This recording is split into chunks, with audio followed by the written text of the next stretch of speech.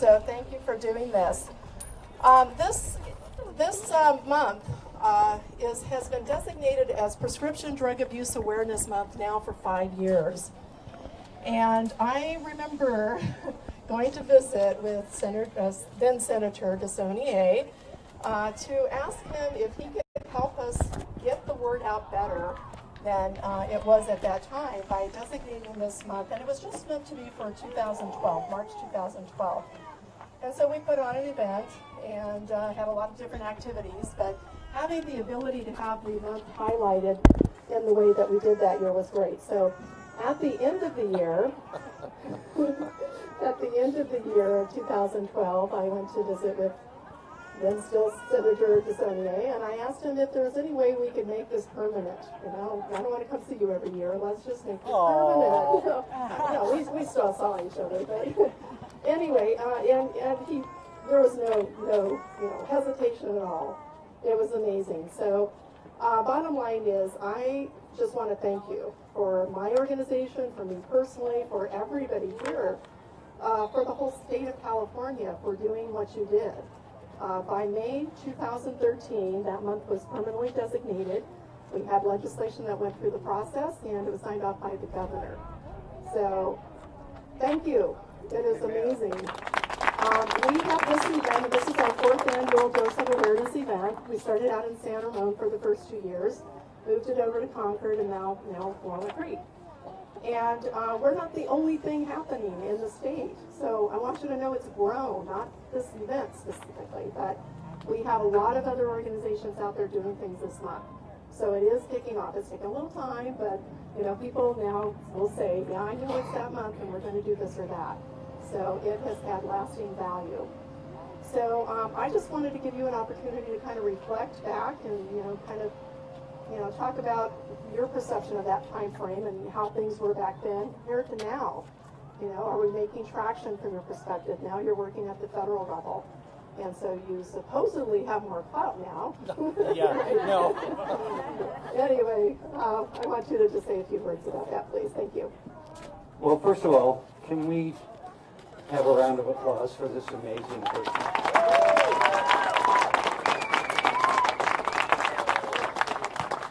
Years ago, I was having, on Saturdays, we try to, once a quarter at least, since I was mayor of Concord, which was a long time ago, the child was not on this earth, but a lot of you weren't on this earth, but we do what's called mobile district office hours. So we were in San Ramon, which was part of my Senate district then, and I got to know what April had lived through when her surviving son came and told me the story of Joey and what happened to Joey.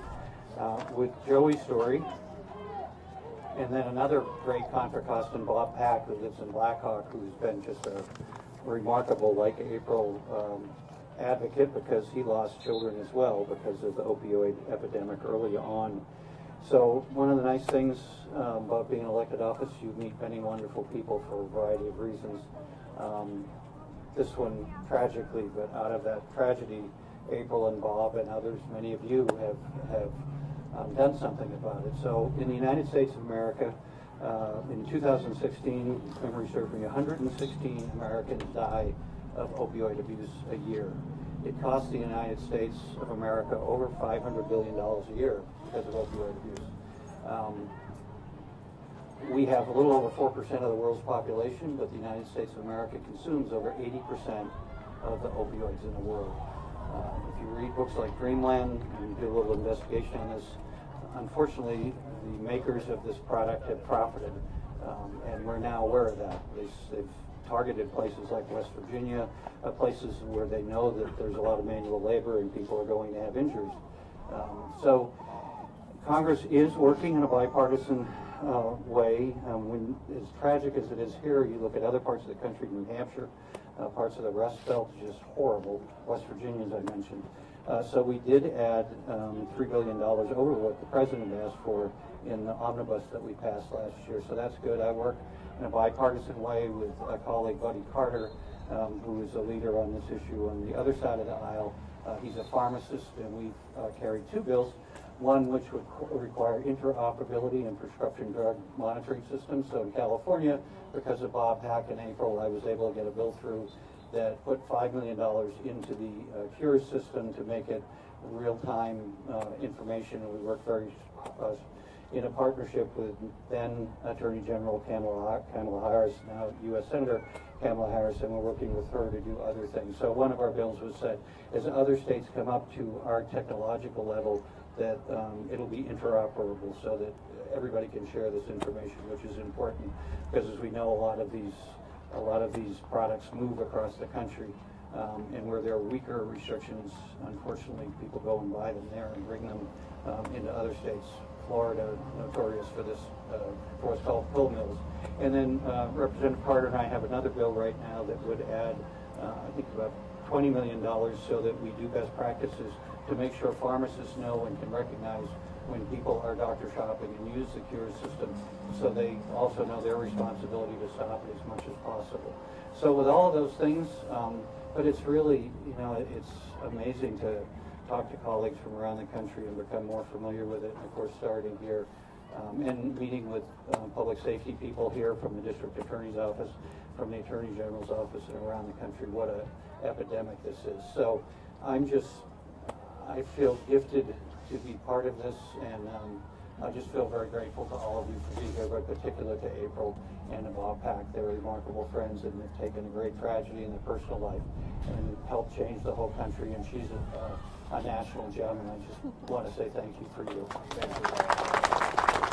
Well, I just want to point out, let me just ask this question. How many out there have been impacted in whatever way? You know people, you have family members, friends, or whatever. Look at the hands we have raised.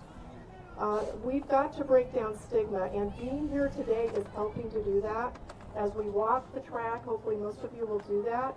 We're wearing our shirts, we're hopefully holding signs up, whatever you have. We've got to break down the stigma because that keeps us from getting appropriated money. And it's like nobody wants to talk about it, So stand up, talk about it, be here, you're here. I love that. This is the biggest group we've had so far, and I didn't know if anybody would come. Every year we kind of wonder, but here you are, and I appreciate that very much. I also want to say this isn't all just about me, so thank you very much, but we've got a lot of troopers out here. This event is actually co-hosted by 3 organizations. One of them is mine. The other one is the Alameda Meds Coalition. And so I don't know if the supervisor is here. There you are. So Supervisor Miley has been an amazing supporter of his coalition. And in fact, we'll have Dan Ashley talk about what contributions. I won't steal his thunder. And then the other coalition is the Men's Coalition from Contra Costa County. So we are all working every single day out there to do everything we can to prevent prescription drug abuse and heroin abuse, so we don't have to deal with the horrible downstream impact from it. Addiction, which I'm sure many of you have come into contact some way or somehow with. It's horrible. It takes families down, and it's not just the individual, it's the whole family. So that being said, thank you for being here. We have wonderful sponsors and exhibitors. Go visit every single one of them. This is an educational event. We want you to learn from it. I learn something new every day, and I've been immersed in this for 8 years, so I'm sure you can learn something too. There's lots of other treatment options and all sorts of things you can take advantage of. So I want to, again, thank you, but I'd like to call up Senator just No, go ahead. I was going to point out Karen Mitchell. Oh, she's going to come up and Okay. speak. So I want to have Dan Ashley. I don't know where you went. Dan Right Ashley. here. There you are. Thank you. So Dan Ashley, the last 3 years of our event, we have had Cheryl Jennings from ABC PGO News. She isn't able to be here. She just had some surgery again, and hopefully it's healing well. But we are so blessed to have you, Dan, here with us today. Dan has been in the business for so many years, 25, 30 years. 32. I hate to say. Careful. Yeah, I know, you can get into trouble for that. But anyway, Why do you want to get into that? Anyway, bottom line is, he's done everything. He's had multiple awards. He is so passionate about many causes. I did a bio thing on you, and I saw how many different nonprofits you support as board members or whatever, action you're involved in, and I thank you for that. Every one of his nonprofits need help, and you're a big name and a big star, and you can bring a lot of attention to it. So bottom line is I want to turn this over to you so you can get our guest speakers coming in, and we'll get through that and get on our walk and visit. So thank you so much. Thank you, April, very much. Give her a big hand for what she's done. And thanks to Mark, a dear friend, an old friend, and he does such great work in this community and for this country, so give him a big hand. He's really on the front lines for so much. I just want to say very quickly, it's a great privilege. Cheryl Jennings sends her regards. She could not be here today, but it's really an honor for me to be here. You know, one of the great things, forgive me for being sappy, but you know, this job allows me to have a unique place in the community for which I'm deeply grateful. So the chance to be involved, and when people call and ask me to do things, how can you say no? It's very humbling and very flattering, and I'm honored. And especially since I live practically across the street. But anyway, I'm really glad to be here today. You know, we've all had personal stories around addiction issues, particularly opioid addiction issues. I know there's a member of my extended family who had a horrible time, and we thought this young man was not going to survive. Fortunately, he did survive. He's not out of the woods yet, but we all have these stories, and it is such a crisis. You know, there's so much debate around the country now about things like legalizing marijuana, and yet such a drug, some of the other drugs that are out there that have been legal for years, they have many benefits, but they have many, many drawbacks and many, many dangers. And as Mark said, so many communities around the country are absolutely devastated. And I've been to a couple of these places. We've done a lot of reporting on this issue. And when, you know, we're fortunate here in the Bay Area. It's bad in pockets, and we all have issues. But in some communities where the economy is absolutely collapsed, it's just absolutely, utterly devastating. So I commend all of you for being out here today and supporting this great cause, whether you have a personal connection or just a deep sense of compassion to help address this issue. It's wonderful. And aren't you glad we didn't hold this yesterday when it was cold and rainy? One of the things that we want to do with this event is expose the problem, pull the curtain back, and talk about it. There's nothing to be ashamed of here. This is an epidemic and a problem that is affecting our friends, our neighbors, and our families. No reason to be shy about talking about this. So all of our speakers are going to be very candid with you and share their stories. I'm going to bring up first the mayor of Walnut Creek, Justin Waddell. After serving on the Walnut Creek City Council since 2012, he was recently elected as mayor, so we're going to ask him to come on up. He's doing great work here in this city, and I want to give him a big welcome. Thank you for everyone for being here today. Like all of you, I know that drug addiction and drug abuse has afflicted far too many of our communities. In fact, 771 of our fellow brothers and sisters have died since 2006 because of this issue. None of your families, none of you as an individual are immune from this issue. My own family has been afflicted. For most of my life, my uncle has actually been homeless. And like far too many of these individuals, he's been engulfed by the drug epidemic in our society. But my family made a dedication, not only to ourselves, but to him, to improve his situation. And while he's recently seen drastic improvements, we know that the battle is not over. That is why it's so important that we educate our children, and really all of us at every age, about the impacts, the adverse impacts of drug abuse, prescription and over-the-counter or otherwise, that we teach everyone how to dispose of unused drugs in the proper way, like we have here today or at most city halls, and that we lock up our drugs to ensure that only those individuals that need them are actually taking them. It is so encouraging to see all of you out here today. I really appreciate it. The City Council appreciates it, and those impacted by this issue appreciate each one of your efforts. Thank you so much.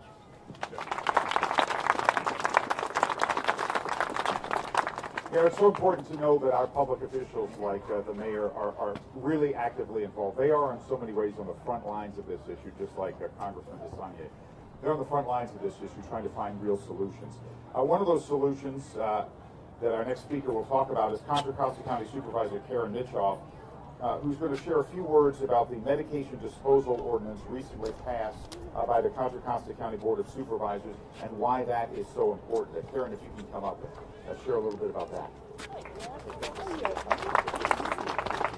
Good morning, good afternoon, I guess, everyone. How are you? Thank you again for all coming out. Yes, the county, because of April's leadership, and Patty's here somewhere, there's Patty, and others, but they come every year and we do the same type of thing. We do a resolution honoring the work that you're all doing and highlighting not only the individuals behind us listed here, but those who are currently involved in this terrible addiction. So the county did an ordinance, and unfortunately right now we only have jurisdiction over what we call unincorporated Contra Costa County. But come this June, every pharmacy in unincorporated Contra Costa will be obligated to take back your prescription drugs when you are no longer in need of them. Yes, we're proud to be a leader on that, but we're more proud that we got the drug companies and the pharmacies to take ownership of this issue, because as you all know, I mean, maybe you haven't been exactly impacted by the opioid epidemic, but I have an elderly mother and she takes a lot of prescription drugs, and when she's finished with them, we don't want you putting them down the toilet or the drain. Lindy Lavender is here from Central Sam. Thank you. Lindy used to work for both me and Mark. And that is one of their key messages. Don't throw it down the drain. And so we want you to take it back. And we are hoping, a lot of you are here representing Walnut Creek, but other communities, take it back to your city councils. When I say it's a model ordinance, it's just don't reinvent the wheel. You know, you can tweak it for your own community. But we encourage you to go back to your city councils and ask them to adopt similar things, so that every pharmacy in Contra Costa County will be required to take back those meds once you no longer need to use them. So again, thank you for everyone being here. Have a great walk, and it's a good day to get out there and burn some calories. Thanks, Karen. I want to acknowledge someone else who has just arrived, who's also very, very involved in this community. She's a good friend and a leader in Danville. She had her time in Danville as mayor. Now she's gone back to council. They rotate like we do in Walnut Creek. Give it up right there. Raise your hand for Renee Morgan. Our next speaker is Alameda County Supervisor Nate Miley. Served in District 4 in Alameda County for the past 15 years and led an effort to pass the first safe drug disposal ordinance in the country that requires pharmaceutical companies to pay for disposal of unwanted or expired drugs. And you should know the county was sued over this, and ultimately the U.S. Supreme Court upheld that ordinance. Nate has been a real hero in this fight and is going to share why he believes this event is important and what each of us can do to make a difference. Nate, good to see you. Good morning, or good afternoon. Seems like it's morning, but it is afternoon. So it's really great to be out here in support of April and others. Thank you, Karen, for welcoming me to your county, and the congressman as well. I knew him when he wasn't a congressman, and he's still approachable, and I like that. Yes. So yes, Alameda, we passed an ordinance around 2012, and we were sued. The pharmaceutical industry said that they would bankrupt the county. We were requiring that the pharmaceutical companies take responsibility for their products at the end of the life cycle when people either no longer want them or they have expired under extended producer responsibility. And the pharmaceutical industry, they've got more money than God, but we stood up to them, and our ordinance was mirrored in other counties, not only in this state but throughout the country, paved the way for that. And I was very pleased about that because older adults, young people, basically educated me around this issue, how pharmaceuticals could be abused. Before I got involved with this issue, and I've been a county supervisor for 18 years, I thought you could just set your medications out, let the waste hauler pick them up and take them away. People said, no, somebody might want those drugs. And I said, really? And that's how naive I was. So we felt it was important that we pass an ordinance so that people could conveniently and properly dispose of their medications just like they're doing here in Contra Costa County at pharmacies, law enforcement facilities. Presently, we have nearly 40 locations throughout the county where people can drop them off conveniently. We need many, many more. We've done a lot of struggles around this. We want to make sure, as Supervisor Bischoff pointed out, that people properly dispose of these, don't put them down the toilets, don't hold on to them so that young people can get them out of the medicine cabinets, have farm parties.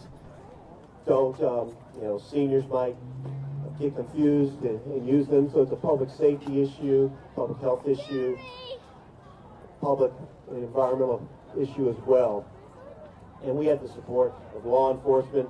I really appreciate law enforcement. They're out here in recognition of all the work they do around this issue and many, many other issues. So a lot's been done, but a lot more needs to take place. And that's why this type of event is important, to continue to raise awareness about this.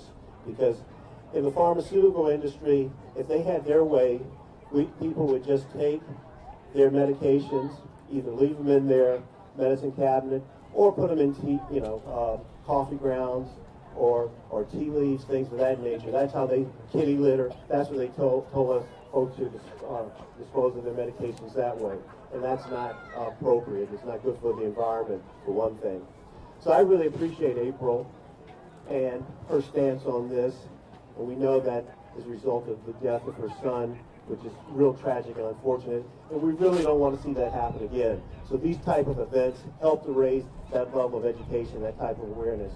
And so we're going to continue to stand with April, the Men's Coalition in Alameda County, continue to push and honor events such as this. So thank you all. Good work. Thank you, Nate. As Nate said, he mentioned law enforcement. They work hand in glove with law enforcement, and to that end, another good friend and someone who really sees this firsthand. I want you to welcome, please, the Chief of the Walnut Creek Police Department, Tom Chaplin. Tom, come on.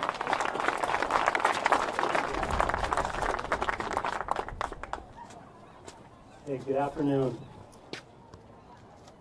What time is it? It is 1:25. It's 1:25. 116 lives lost every day to opioid overdoses. 116, that's one every 12 minutes. In the time we've been standing here, 2 lives in this country have been lost. Just to put in perspective this devastating epidemic that's going on. I've written some notes so I don't forget anything, so if you'll indulge me. I want to give a special thanks to our partners in this effort to educate the community. The coalitions hosting the Dose of Awareness event, including the National Coalition Against Prescription Drug Abuse, specifically Executive Director April Rivero, the Alameda County Medical Education and Safety Disposal, or MEDS Coalition, the Contra Costa County MEDS Coalition, our local partners at the Center for Human Development, and the Discovery Counseling Center. Can we just give all of them a big round of applause?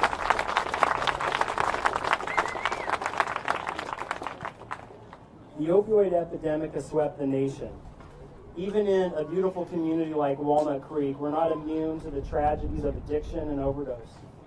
Between 2008 and 2016, there were 769 deaths in Contra Costa County attributed to opioid overdoses, 40 of which occurred right here in Walnut Creek.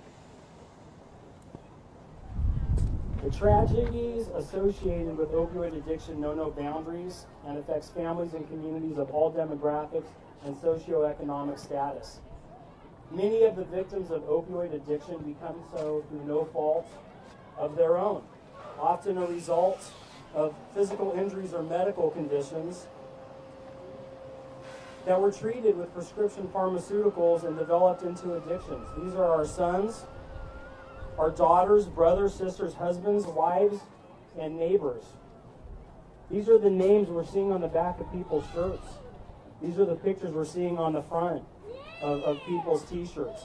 These are real people and real families that are devastated, whose lives have been irrevocably changed due to these losses. Many victims of addiction are kids or young adults who start out experimenting and falsely believe that if the drug comes in a pill and is prescribed by a doctor, it must be safe. The epidemic that has resulted from prescription drug abuse has swept the nation and devastated communities and families across the country. And let me tell you, if you were talking to a police chief on the East Coast in certain parts of the country right now and you ask them what the #1 public safety issue confronting their community is, this is it. Now that's not here yet, and we're going to make sure it doesn't get here with the good work and education of people like you. According to the U.S. Department of Health and Human Services, 80% of heroin users reported misusing prescription opioids prior to heroin. In law enforcement, we know that a byproduct of addiction is increased crime, particularly property crimes such as thefts and burglaries. Our #1 job as police officers is to make our community members and businesses feel safe by protecting them and their property. By addressing addiction, we are directly addressing one of the root causes of crime, and as a result, it is of great importance to the entire law enforcement community. I'm proud to announce that earlier this year, the Walnut Creek Police Department officially rolled out a naloxone program. I imagine that most of you here today are very familiar with naloxone, also known as Narcan. But for those of you that are not, it is an opioid blocker that temporarily reverses the effects of opioids on persons suspected of overdosing. We have now trained all of our patrol officers on the use of naloxone and equipped each of them with this vital medication. We even keep some within the police department in the event that one of our own officers accidentally comes into contact with a potentially fatal opioid such as fentanyl. I'm proud to say that as every uniformed officer walks out of the police department to patrol their shift, they now carry a tool that potentially has the ability to save a life they didn't have just last year.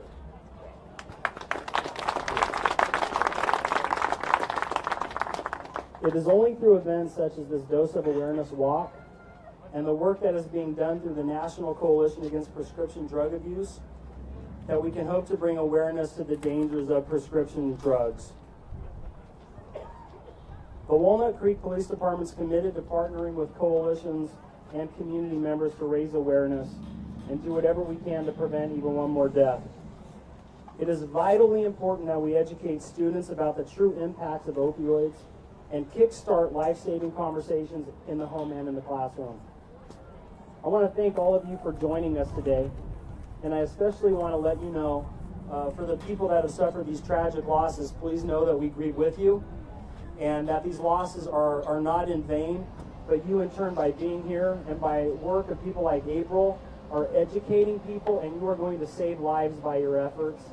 Thank you for being here, and thank you for your commitment to this cause. We'll give the chief a big hand. I mean, he is really doing everything he can from a law enforcement perspective. That's true community policing, what he's involved in. Way to go, Tom. We appreciate it very much. And to talk a little bit more about the naloxone is Polina Gervitz, the hub and spoke coordinator with BART programs. And that's not the BART that takes us from here to the city. That's the BART with 2 A's. It takes people from addiction to recovery. And a very powerful group of programs. Please welcome Polina to talk a little bit about that. Thank you. Hello everyone, my name is Polina Gervitz. I'm from BART programs. We're all over the world, but our clinic is in Antioch, California. So I'm pretty sure we're all aware of the opioid epidemic that's going on. And after all, BART is a recovery center for individuals who struggle with opioids. But most importantly, I will be speaking about naloxone kits and Narcan. So it does treat opioid overdoses, and we are going to be offering naloxone kits to each patient that comes into our door. And on top of that, we're going to be offering it to any individual who walks into our door with our federal funding, because we believe in having these kits at each home. And if we can get these kits in each home, it can prevent an overdose. So if you guys are interested, we do have these kits at our facilities. We should be getting them within a month or so. We actually are going through the training of all of our staff members. And moving forward, we will be trying to collaborate with as many individuals as we can. As you will see, I'll be going around to each table to get contact information, because we do have federal funding, but I want to collaborate with every individual as we can to move forward to prevent opioid addiction and overall the epidemic. So I want to thank April for this, because we will be moving forward and collaborating together. Thank you, April.